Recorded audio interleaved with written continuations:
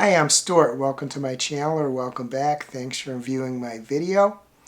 In this video, I'm going to do my wrap-up for the Celtophile Readathon. This readathon was created and hosted by Nicole at Nicole's Bookish Nook. Nicole has 3 co-hosts: Philip at A Poet Reads to Write, Elaine at Cobalt Dragon, and Margaret at Margaret Pennard. For this readathon, there are 7 prompts. I decided to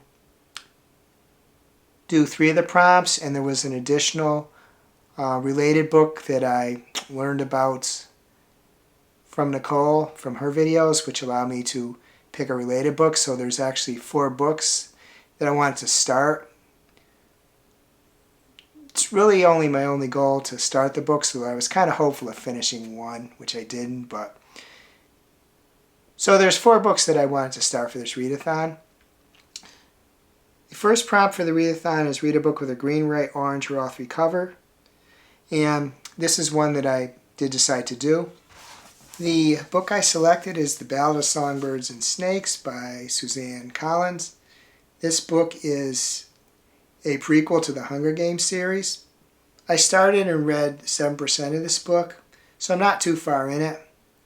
This book tells the backstory for Coriolanus Snow, who in the Hunger Games series is the despotic president of Pan Am. But in this book, he starts out as a high school student, and he has an opportunity to be one of the mentors for the Reaping, which is the Hunger Games. There's a boy and a girl selected from each of 12 districts, and they fight to the death.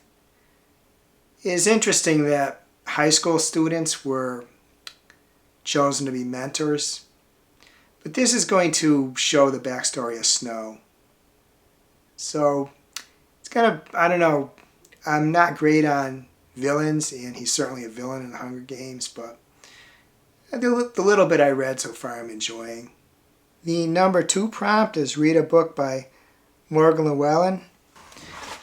I decided to select a book for this one because Nicole in her videos had mentioned that Morgan Llywelyn, and hopefully I pronounced that right, but was an author that had a lot of popularity, but that's kind of waned a bit, and Nicole would like to see people reading her books again.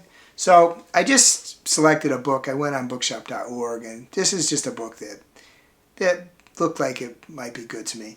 It's called Only the Stones Survive. I'm about 11% into this book. The gods and goddesses are called the Tuatha De Danann, and some of what this book, even the short part I read, is also, it's going to be mentioned in a later book that I'm going to talk about that I'm also reading, so that's kind of interesting. But they're not quite gods like we're used to in Roman and Greek mythology. They do have powers, but they're not as powerful as those gods, and they're long-lived, but they're not immortal.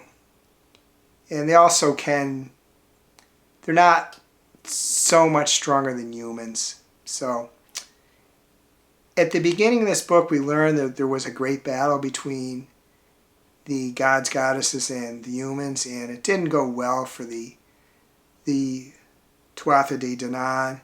And then it goes back in time to show the starting of the conflict. So far, quite an interesting book. The 6th prompt is read a fiction or nonfiction book about Celtic myths, legends, or tales. For this book, I just did a search on bookshop.org for, I think, Celtic, either myths or legends. I forget what I chose. And the book that came up is the Mammoth Book of Celtic Myths and Legends by Peter Beresford Ellis. I've so far read 14% of this book. The book started with an introduction that talked about how Celtic languages, where they started, how they spread across Europe and actually into India. There was it mentioned that there was similarity between the myths and legends of India and the ones in the British Isles. And then there was a story that was kind of sort of like not exactly a creation myth, but talked about the beginning of the Tuatha De Danann. And then there was another introduction that said that what the author, to the next few coming tales, said what the author did was that he looked at a lot of various tellings of the myths and legends. Of course, they change over time. And he kind of, from various ones he looked at, kind of synthesized what he came up with, the tales, and what he put in the book. And the second story I read was, there was two sets of three brothers who battled each other. And then the third, and this was still, up to this, the first two were still the gods, goddesses. The third one was about a sister and three brothers who got turned into swans, kind of a sad tale. So that's what I've read, the first three tales. And I am liking it so far. It is a book that I think you have to kind of move somewhat slowly with, because the terms used, the Celtic terms used, they're not kind of the familiar type names that we might be used to. And the stories do tie together. And in Nicole's videos, she mentioned that as kind of an additional book that doesn't exactly tie in with the prompts, but is based upon Celtic myths and legends. She was reading the third Emily Wilde book. And as I had read the first Emily Wilde book and liked it, decided this was a good time to read the second one. So I got the ebook version of Emily Wilde's Map of the Otherlands. And I'm about 33% through the book.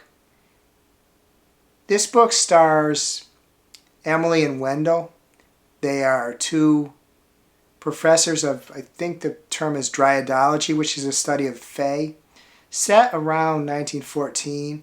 They are professors at Cambridge University in England. And this book has added a couple additional characters. There is Ariadne, who is the niece of Emily. She idolizes Emily, and she kind of is assigned herself as Emily's assistant. Emily doesn't really want an assistant, but interesting dynamic between them. And also Professor Rose, who's the head of the Dryadology department. The point I'm at in the book now, the four of them have traveled from Cambridge in England to Austria. They are trying to map doors to the Feylands, but they're especially looking for a nexus, which is a door to more than one Fey area, which most of the doors just go between the human world and the Fey world, just back and forth between one area. So that's where they are now. The best, just like the first book, the best part of this is kind of the interaction between Emily and Wendell. There is another book that I'm reading at the same time called The Twisted Ones by T. Kingfisher, that, although not part of the Celtophile Readathon, there is a character in here, deceased at the time of the book, who was born and raised in Wales before coming to America. And there are, related to him, some mention of Fae.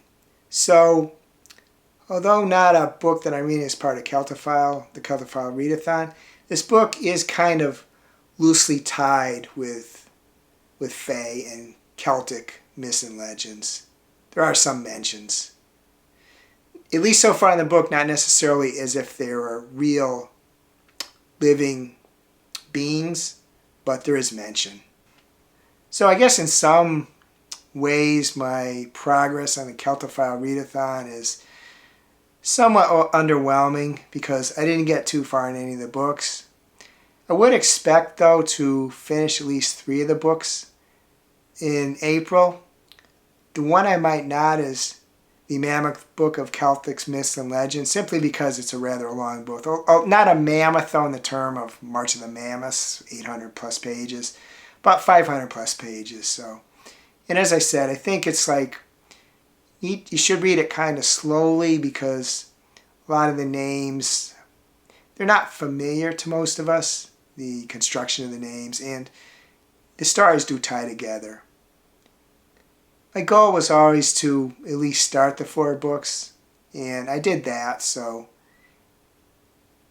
in that sense it was a accomplishment of what I wanted to do when I started to do the Celtophile Readathon. When I do complete these books and I review these books, I will tag Nicole and the co-hosts in the description of my videos. They may be interested in seeing what I think of the books. And also, I'm in the description, I'm going to have all the prompts. I know it's the end of March, but there's still some. The prompts might cause somebody to investigate some Celtic reading, which they might find interesting.